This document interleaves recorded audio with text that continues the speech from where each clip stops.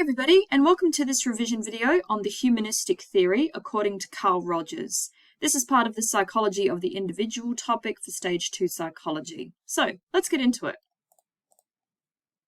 So the humanistic theory was first developed by Carl Rogers and later advanced by Abraham Maslow, as you can see pictured here.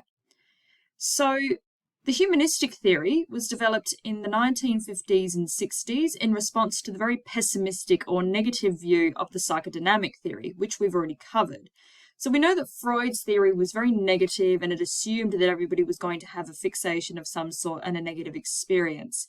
And obviously there was not any scientific merit to it. It was based solely on clinical practice and it had a very narrow focus on sex and not much else, and it was just far too subjective. And that was the only theory that was present at the time, as we know. So during the 1950s and 60s, the humanistic theory was first developed by Carl Rogers, and the humanistic approach is a very positive and proactive perspective to human nature. So whilst the psychodynamic theory, according to Freud, was why does someone act the way that they do based on childhood experiences and development, the humanistic theory really focuses on the how. How can a person become more positive and more proactive and reach their maximum potential through their actions? So it was, again, a very proactive perspective to human nature and still is to this day.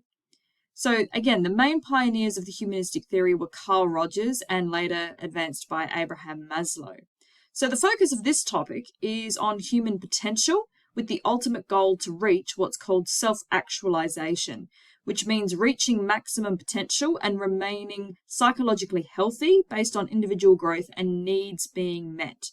So Carl Rogers first developed the humanistic approach in terms of therapy and being human in the dealings with clients in a counseling or therapy session. And then Maslow took that theory and then developed the very famous hierarchy of needs. All right, which we'll talk about in a separate video. This video is going to be about where this all started, according to Carl Rogers and his client-centered therapy. So let's look at this in a little bit more detail. So Carl Rogers is the most famous humanist, all right? So he developed this theory, and people that follow this theory believe this theory refer to themselves as humanists.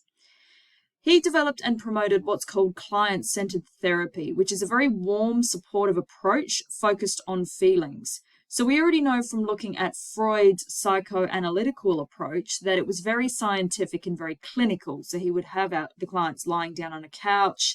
It was very scientific, and there wasn't much emotion or warmth. It was a very cold and clinical way of analyzing the client rather than supporting the client, like the humanistic theory does.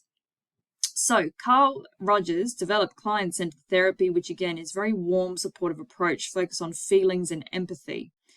And Rogers argued that if the therapist gives unconditional positive regard to the client with a particular focus on providing empathy, the client will undergo their own growth because they will have the confidence and the feelings of safety that they have the support of the therapist, that they can undergo their own development and gain more self-esteem in doing so.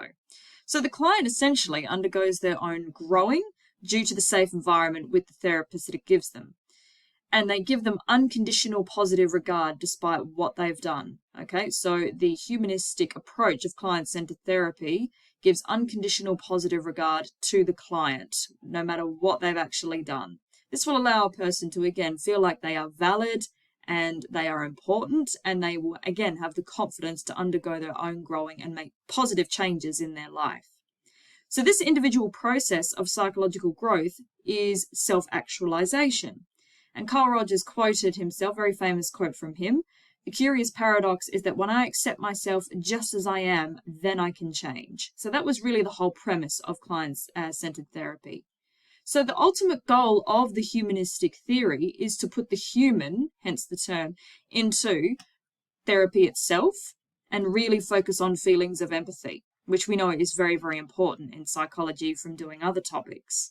So the ultimate goal, according to this theory, is to reach self-actualization. If I just go back for a moment, which again is reaching maximum potential and remaining psychologically healthy based on individual growth and, again, needs being met. So that's it for this revision video on Carl Rogers. We go far more in depth on the Maslow approach, who is this gentleman here, and his very infamous hierarchy of needs. So I hope you found this video useful. If you've got any questions, you know what to do. Let me know.